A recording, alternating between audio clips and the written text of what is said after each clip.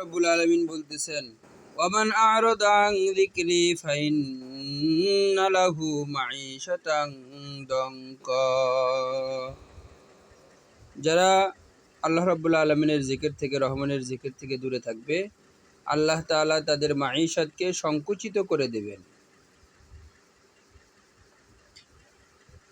আর যারা জিকির করবে, আল্লাহ তাআলা তাদের মাঈশাতকে প্রশস্ত করে দেবেন। এখন মাঈশাতের ভেতরে কি কি আছে?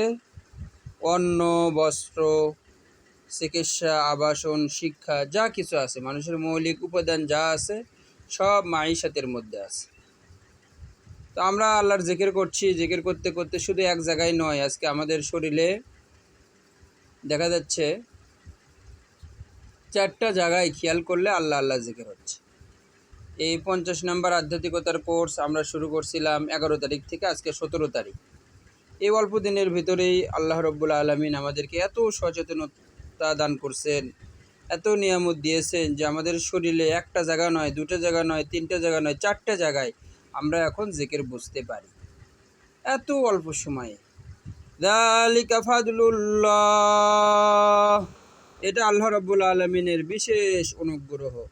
ইউতিহি মাইয়াশা, আর এই অনুগ্রহ আল্লাহ তাআলা যাকে ইচ্ছা তাকে দান করেন। তাই তো গুলিস্তান নামক কিতাবের 8ম নাম্বার খণ্ডতে হযরত আল্লামা শেখ সাদি রহমতুল্লাহ আলাইহি বলতেছেন, এ সাআদত বাজুরে বাজুয়ে নিস, তানা বখশদ খোদায়ে বখশিন্দাই। এই নিয়ামত আল্লাহ পাকের জিকির করা নয়, হওয়া। আপনি শুধু খেয়াল করতেছেন, আপনার জিকির হচ্ছে, আপনি বুঝতে পারতেছেন মাত্র এই অল্প কয়েকদিনে শরীরের ভিতরে 4টা জায়গাতে। এটা আমরা কেউ নিজে নিজে অর্জন করতে পারি নাই, দয়াময় আল্লাহ রব্বুল আলামিন দয়া করে, বিশেষ অনুগ্রহ করে, অনুকম্পায় আমাদেরকে দান করেছে। তো তার কৃতজ্ঞতা আমরা কিভাবে আদায় করব? আল্লাহ তো বলতেছেন, লা ইন শাকারতুম লাযিদান্নাকুম, ও আমার বান্দা বান্দি, তোমরা যদি আমার পক্ষ থেকে কোনো নিয়ামত পাওয়ার পরে সেই নিয়ামতের কৃতজ্ঞতা শুকরিয়া আদায় করো, আমি তোমাদের নিয়ামতকে বৃদ্ধি করে দিই। তাহলে আল্লাহ তাআলা যে আমাদেরকে সচেতন হওয়ার তৌফিক দিয়েছেন, শরীরের ভিতরে 4টা জায়গায় জিকির হচ্ছে, আমরা বুঝতে পারতেছি। সকল সমস্যা আল্লাহ তাআলা জিকিরের মাধ্যমে আমাদেরকে সমাধান করে দিচ্ছেন। আল্লাহ নিজেই বলতেছেন, ওয়ালা যিকরুল্লাহি আকবার, আল্লাহর জিকিরই সবচাইতে বড়।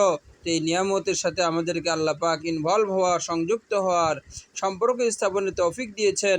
তার কৃতজ্ঞতা কিভাবে আদায় করব? তার কৃতজ্ঞতা এইভাবে, আমাদের যে সবকগুলো দেওয়া আছে, যেভাবে আমাদের 4টা কাজ, সেই 4টা কাজ সঠিকভাবে আদায় করব, তাহলেই পরিপূর্ণ কৃতজ্ঞতা আদায় হবে। আর যেখানে শরীরে জিকির হচ্ছে সেখানে জিকির গভীরভাবে আমরা খেয়াল করব, তাহলেই পূর্ণ কৃতজ্ঞতা আদায় হবে ইনশাআল্লাহ।